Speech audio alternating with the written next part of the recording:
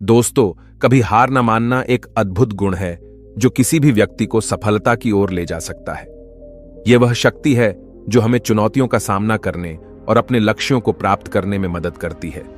दृढ़ता के बिना हम आसानी से हार मान सकते हैं और अपने सपनों को छोड़ सकते हैं। इस वीडियो में हम कभी हार न मानने की शक्ति और इसके महत्व के बारे में जानेंगे। हम इस गुण के कुछ प्रसिद्ध उदाहरण को भी देखेंगे और सीखेंगे कि हम इसे अपने जीवन में कैसे विकसित कर सकते हैं। चाहे आप अपने करियर, अपने रिश्तों या अपने व्यक्तिगत विकास में सफल होना चाहते हैं, दृढ़ता आपके पास सबसे महत्वपूर्ण उपकरणों में से एक है। यह वीडियो आपको वह प्रेरणा देगा जो आपको आगे बढ़ने और अपने लक्ष्यों को प्राप्त करने के लिए आवश्यक है। तो आइए इसे आज की बौद्ध कहानी के माध्यम से समझते हैं कि दृढ़ता क्या है और यह हमारे जीवन में कैसे परिवर्तन ला सकती है। एक बार एक बहुत ही दुखी व्यक्ति एक महात्मा के पास आकर कहता है, मैं अपने जीवन से बहुत दुखी हूं। मैं अपने बीवी बच्चों और अपने परिवार को भी खुश नहीं रख सकता। मैं अपने लिए भी कुछ नहीं कर पा रहा। कभी कभी तो मुझे अपनी जिंदगी को खत्म कर देने के भी ख्याल आते हैं। आप इतनी साधनाएं करते हैं, इतनी तपस्या करते हैं, क्या आप मुझे कोई ऐसा मार्ग बता सकते हैं जिससे मैं अपने बुरे वक्त से बाहर आ सकूं? मेरा बहुत बुरा समय चल रहा है। 2 वक्त की रोटी का इंतजाम करना भी मेरे लिए बहुत मुश्किल हो गया है। अब आप ही बताइए कि ऐसे वक्त में मैं जिंदा रहूं तो कैसे रहूं? कैसे अपने परिवार को खुश रखूं? कृपया करके कोई साधारण सा तरीका बताने की अनुकंपा करें ताकि मैं आसानी से समझ सकूं, क्योंकि मैं बहुत पढ़ा लिखा नहीं हूं। अगर आप बड़ी बड़ी ज्ञान की बातें करेंगे तो शायद मैं कभी समझ भी नहीं पाऊंगा। यह सुनकर महात्मा ने मुस्कुराते हुए कहा कि तुम एक काम कर सकते हो मेरा। उसने सामने की तरफ इशारा करते हुए कहा कि उस ऊंची पहाड़ी पर एक मंदिर है और उस मंदिर के पास चींटियों का एक घर है जहां पर हजारों चींटियां रहती हैं। तुम्हें सुनने में बड़ा अजीब लगेगा, लेकिन वह चींटियां उस मंदिर की जमीन को खराब कर देती हैं। उस मिट्टी की उपजाऊ शक्ति वह खत्म कर देती हैं, जिसके कारण वहां पर कोई भी पेड़ या कोई भी घास पनप नहीं पाती है। तुम मेरा एक काम करो, उसके बाद मैं तुम्हें तुम्हारे सवालों के जवाब दूंगा। तुम 7 दिन तक रोज उस पहाड़ी पर जाओ और उस चींटियों के घर को तहस नहस कर दो, उसको तोड़ दो। जब भी तुम्हें कोई चींटियों का घर दिखे मंदिर के आसपास, तो उसे वहीं पर तहस नहस कर देना। लेकिन याद रहे, घर को तोड़ने में कोई भी चींटी मरने नहीं चाहिए। इस बात को समझने का प्रयास करते हुए वह युवक वहां से चला गया। शायद उसको कुछ समझ में नहीं आया था कि महात्मा जी ऐसा क्यों करवा रहे हैं। वह तो उन चींटियों पर अन्याय कर रहे हैं, उनका घर तोड़वा रहे हैं, उन्हें नुकसान पहुंचा रहे हैं। आखिर कौन महात्मा ऐसा करेगा? लेकिन फिर भी उस महात्मा की बात मानते हुए वह अगले दिन से ही पहाड़ी पर जाना शुरू कर देता है। जब वह पहले दिन पहाड़ी पर पहुंचता है तो देखता है कि बहुत सारी चींटियां अपना खाना जुटाने में लगी हुई हैं। सारी चींटियां कतार से चल रही थीं और अनाज के छोटे छोटे कण उठाकर अपने घर में जमा करती जा रही थी। यह देखकर पहले तो उस युवक का मन कमजोर पड़ गया। उसने सोचा कि ये इतनी मेहनत करके अपना घर भर रही हैं और मैं इनके घर को तबाह कर दूंगा तो इनको कितना बुरा लगेगा। लेकिन फिर उसने उस महात्मा की बात याद करते हुए उस घर को तोड़ना शुरू कर दिया। जल्द ही चींटियों में हाहाकार मच गया। वह इधर उधर दौड़ने लगी। अभी तक जो कतार में चल रही थी, अब वह बिखर गई और इधर उधर अपनी जान बचाने के लिए भागने लगी। थोड़ी देर में घर टूट गया और सारी चींटियां इधर उधर छुपने के लिए भाग चुकी थीं। यह करने के बाद वह युवक दुखी मन से वापस अपने घर पर लौट आया। उसका मन परेशान था, दुखी था, पश्चाताप से भरा हुआ था। फिर उसने अपने बिस्तर में रात में लेटे लेटे ही सोचा कि अब तो उन चींटियों का घर तबाह हो चुका है। अब वहां वापस जाने से क्या प्रयोजन है? अब क्या फायदा होगा? क्योंकि चींटियों का घर तहस नहस करने के लिए महात्मा जी ने कहा था, जो मैं कर चुका हूं। लेकिन फिर कुछ सोचकर अगले दिन उसने फिर से जाने का निश्चय किया और अगले दिन सुबह सुबह उठकर वह वापस उसी पहाड़ी पर पहुंच जाता है। पहाड़ी पर पहुंचकर वह उसी जगह पर पहुंचता है जहां पिछली सुबह उसने उस घर को तहस नहस कर दिया था। लेकिन वह यह देखकर चौंक जाता है कि उन चींटियों ने फिर से अपना घर उसी जगह पर बना लिया था और अब वह फिर से अपने घर के लिए सामान इकट्ठा करने में जुटी हुई थी। उस आदमी को देखकर लगा कि यह चींटियां कितनी मूर्ख हैं। इनको पता है कि कल ही इनका घर इसी जगह पर तबाह किया गया है और उसी जगह पर उन्होंने अपना नया घर भी बना लिया। और यह सोचकर वह आदमी हंसने को हुआ। लेकिन फिर से महात्मा की बात याद करते हुए उसने उन चींटियों का घर फिर से तबाह करना शुरू कर दिया। फिर से उन चींटियों में हलचल मच गई और थोड़ी देर में वह चींटियां इधर उधर अपनी जान बचाने के लिए भागने लगी। कुछ ही देर में उनका घर फिर से नष्ट हो गया और वह युवक थोड़ा संतोष के भाव से कि इस बार तो मैंने अच्छी तरह से उस घर को तबाह कर दिया है, अब तो वह चींटियां यहां पर अपना घर बना ही नहीं पाएंगी। इसीलिए जाने से पहले उसने उस घर पर ठंडा पानी भी डाल दिया ताकि चींटियां वहां पर अपना घर न बना सकें।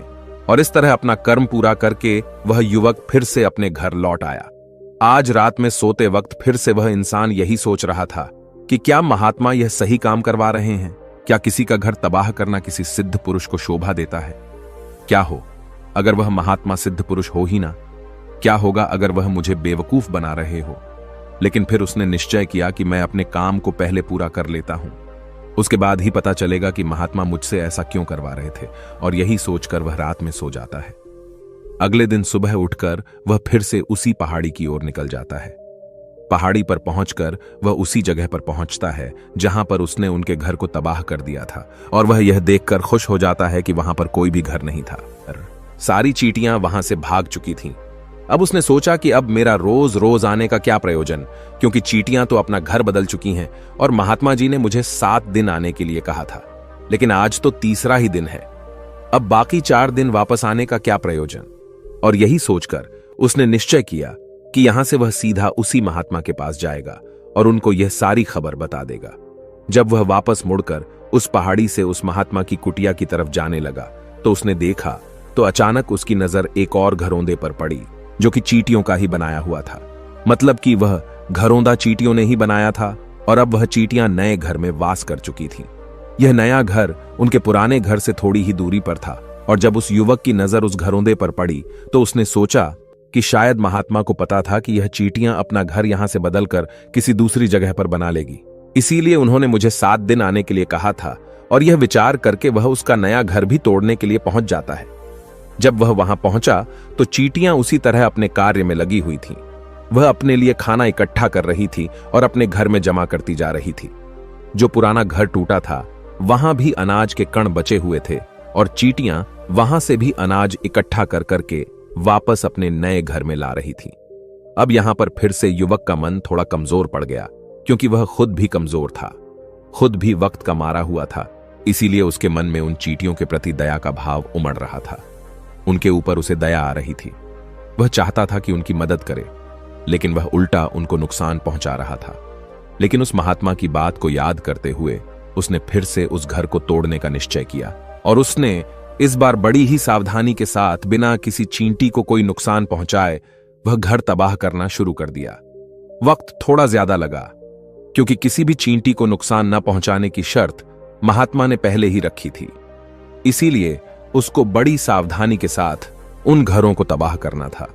लेकिन आखिरकार उसने उस घर को भी तबाह कर दिया और उस घर को तबाह करने के बाद वह बड़े ही दुखी मन से, इस बार वह पहले से भी ज्यादा दुखी था, क्योंकि उसने उनका नया घर भी तोड़ दिया था।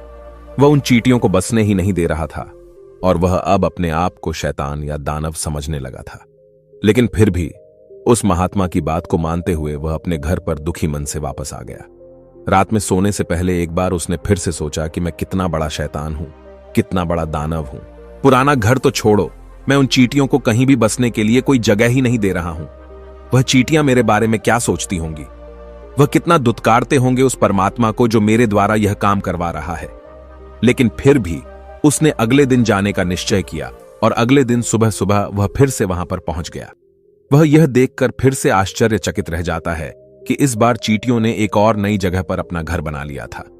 वह पहले से भी ज्यादा ऊर्जा के साथ काम कर रही थी और उन्होंने एक रात में पहले से भी बड़ा घर बना लिया था और अब वह फिर से अपना अनाज और खाना इकट्ठा करने में जुटी हुई थी।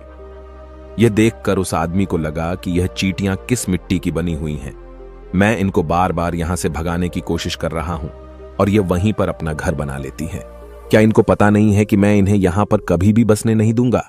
यह चींटी है, दिखने में इतनी छोटी है, लेकिन फिर भी यह मुझसे हार नहीं मान रही है। बड़े ताज्जुब की बात है। और इस बार उसने गुस्से में उस घर को तहस नहस करना शुरू कर दिया। लेकिन इस बार तहस नहस करते हुए कुछ चींटियां वहीं पर मर गईं। उसके पैरों तले कुचल दी गई। कुचलने के बाद जब वह अपने अहंकार से बाहर आया तो उसने देखा कि गुस्से में उसने उन चींटियों को कितनी क्षति पहुंचा दी है। उसका मन पश्चाताप से भर गया और वह रोता हुआ अपने घर की तरफ बढ़ गया। रात में सोते वक्त उसने सोचा कि मैं उन चींटियों पर बहुत ज्यादा अत्याचार कर रहा हूं। अब इससे ज्यादा अत्याचार मैं नहीं कर पाऊंगा। और यही सोचकर वह अगले दिन उन चींटियों के लिए अपने घर से थोड़ा आटा लेकर उसी पहाड़ी पर पहुंच जाता है। आज उसके मन में उन चींटियों के प्रति श्रद्धा का भाव था, दया का भाव था। आज वह उनकी मदद करना चाहता था। और जब वह वहां पर पहुंचा तो चींटियां फिर से अपने नए घर को बनाने में जुटी हुई थीं। उसने बड़ी ही दया के साथ उन चींटियों को अपना लाया हुआ आटा खिलाया और अगले 3 दिनों तक वह ऐसा ही करता रहा। जो इंसान पिछले 4 दिनों से चींटियों को नुकसान पहुंचा रहा था, अब वही इंसान उन्हें मदद कर रहा था। वह रोज सुबह जाता और उन चींटियों को अपने हाथों से आटा खिलाता। 7 दिन के बाद वह युवक उस महात्मा के पास पहुंचकर हाथ जोड़कर बोलता है कि हे महात्मा जी, मुझे माफ कर देना। मैंने उन चींटियों का घर तबाह करने के लिए बहुत कोशिश की। मैंने उनका घर तबाह किया भी। 1 बार नहीं, 4 बार मैंने उनका घर तोड़ा। उसके बाद मैं हिम्मत नहीं कर पाया, उनके घर को नहीं तोड़ पाया। मैं समझ सकता हूं कि मैंने आपका काम पूरा नहीं किया और इसके बदले आप मुझे वह तरीके भी नहीं बताएंगे जो कि मुझे मेरे बुरे समय से बाहर निकाल सकते हैं। लेकिन मुझे इसका कोई दुख नहीं है। मुझे लगता है कि मैंने जो किया वह सही किया, इसीलिए मैं आपसे आज्ञा लेकर वापस जा रहा हूं। कृपया मुझे वापस अपने घर जाने की आज्ञा दीजिए। यह सुनकर उस महात्मा ने मुस्कुराते हुए कहा कि अरे बेटा, इतनी भी क्या जल्दी, रुको तो सही, जलपान तो कर लो, थोड़ी देर ठहर जाओ, उसके बाद चले जाना। और यह कहकर वह महात्मा उस युवक के लिए पानी लेकर आते हैं। पानी पिलाने के बाद महात्मा उस युवक से पूछते हैं कि तुम मुझे यह बताओ कि आखिर तुम उन चींटियों का घर तबाह क्यों नहीं कर सके। वह चींटियां तो छोटी छोटी हैं और तुम इतने विशाल हो, फिर भी तुम उन छोटी छोटी चींटियों का घर तबाह नहीं कर पाए। कहां है तुम्हारी शक्ति, तुम्हारा बाहुबल? इसका जवाब देते हुए उस युवक ने कहा कि हे गुरुवर, मैंने उन चींटियों का घर तबाह कर दिया था, बार बार किया था। एक बार तो अपने गुस्से में उन चींटियों को भी मैंने हानि पहुंचा दी थी। लेकिन जिस दिन मैंने उनको हानि पहुंचाई, उसी दिन मेरे को लगा कि मैं उनको क्यों हानि पहुंचा रहा हूं, क्यों इनको इतनी तकलीफ दे रहा हूं। और उसी दिन से मैंने उनको नुकसान पहुंचाने की बजाय उनकी सहायता करनी शुरू कर दी। यह सुनकर उस महात्मा ने कहा कि यही तो सीखने की बात है। एक छोटी सी चींटी हमें जीवन का संदेश दे जाती है। मैंने तुम्हें उन चींटियों का घर तबाह करने के लिए नहीं भेजा था, मैंने तुम्हें भेजा था ताकि तुम उन चींटियों से कुछ सीख ले सकूं। तुम्हें क्या सीख मिली उन चींटियों से, क्या मुझे बता सकते हो? यह सुनकर उस युवक ने पूरी कहानी बयां कर दी। पूरी कहानी सुनने के बाद महात्मा ने मुस्कुराते हुए कहा कि बेटा, तुमने जो महसूस किया मैं वही तुम्हें दिखाना चाहता था। वो ये थी कि तुमने कितनी ही बार उनके घर को तोड़ने की कोशिश की, कितनी ही बार प्रयास किया कि उनका घर तबाह हो जाए, लेकिन वह हर बार अपना नया घर बना लेती थी। उन्होंने कभी भी हार नहीं मानी। अगर वह हार मान लेती तो चींटियां तुम्हें वहां पर नहीं मिलती।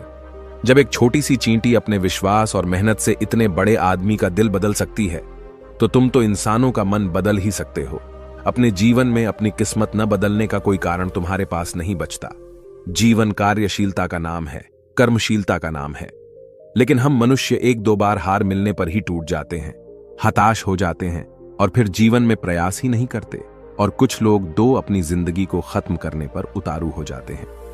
लेकिन जानवरों में तुमने एक बात देखी होगी कि वह अपना जीवन खुद से कभी खत्म कर ही नहीं सकते हैं। तुमने कभी नहीं सुना होगा कि किसी जानवर ने आत्महत्या कर ली, चाहे वह जानवर कितना ही भूखा क्यों ना हो, कितना ही दुखी क्यों ना हो, लेकिन वह अपने जीवन के लिए हमेशा संघर्ष करता रहता है। लेकिन वहीं पर दूसरी तरफ हम मनुष्य 1-2 बार हताश होने पर ही अपना जीवन खत्म कर लेते हैं। जीवन तो कर्म करने का नाम है, इसीलिए मृत्यु से पहले कर्म करना कभी मत छोड़ना, क्योंकि मृत्यु के बाद तो तुम परम विश्राम में चले ही जाओगे। तो उससे पहले कर्म करना क्यों छोड़ रहे हो, क्यों हताश हो रहे हो? अगर तुम्हारा एक घर टूट गया है तो दूसरा घर बनाने का प्रयास करो, कोशिश करो, और कोशिश करने वालों की कभी हार नहीं होती। यह तुम उन चींटियों से देख चुके हो। देखने में तुमसे कितनी छोटी है वह चींटियां और तुम इतने बड़े हो, लेकिन उनका मन तुम्हारे मन से इतना बड़ा है, इतना विशाल है, इतना दृढ़ संकल्प है कि इतनी बार घर टूटने पर भी उन चींटियों ने कभी हार नहीं मानी। दूसरी सीख यहां से लेने की थी, वह यह थी कि जब भी हमारे ऊपर बुरा समय आता है, हमें लगता है कि यह समय कभी नहीं जाएगा, यह समय मेरे जीवन को बर्बाद कर देगा, मुझे कभी नहीं जीने देगा। और अपने इन्हीं ख्यालों से, जिनका असलियत में कोई भी अस्तित्व नहीं है, वह सिर्फ विचार हैं, और वही विचार हमारे मन को दुखी कर देते हैं और इसीलिए हम प्रयास करना भी छोड़ देते हैं। लेकिन तुम खुद सोचो कि बार बार प्रकृति हमें दुख पहुंचाएगी, नुकसान पहुंचाएगी, लेकिन कब तक पहुंचाएगी? अगर हम बार बार फिर से उठकर फिर से नया प्रयास करते रहेंगे तो प्रकृति भी हमारे सामने घुटने टेक देगी, और वह भी एक दिन हमारे ऊपर दयावान हो जाएगी, और वह हमें सब कुछ देने लगेगी जिसकी हमने कभी कामना की थी। इसीलिए यह भी कहा जाता है कि बुरा वक्त किसी का भी हमेशा नहीं रहता। तुमने खुद देखा कि तुम उन चींटियों को तबाह करने के लिए पहुंचे थे, लेकिन बाद में तुम्हें उन चींटियों को अनाज और आटा देने लगे। तुम ही उन पर कृपालु हो गए। क्यों हुए? क्योंकि तुमने देखा कि वह चींटियां हार ही नहीं मान रही हैं। इसी तरह अगर तुम भी अपने जीवन में कभी हार नहीं मानोगे तो एक न एक दिन यह प्रकृति तुम्हें वह सब कुछ देगी जो तुम अपने जीवन में पाना चाहते थे। इसीलिए हमेशा याद रखना, हमें बिना रुके, बिना थके और बिना परिणाम की चिंता के बस कार्य करते जाना है। और दूसरा यह कि एक न एक दिन प्रकृति तुम्हारे उस कर्म का परिणाम तुम्हें जरूर देगी। तो दोस्तों, कैसी लगी आपको यह कहानी? आप हमें कमेंट सेक्शन में जरूर बताना, और अच्छी लगी हो तो इस चैनल को सब्सक्राइब जरूर कर लेना।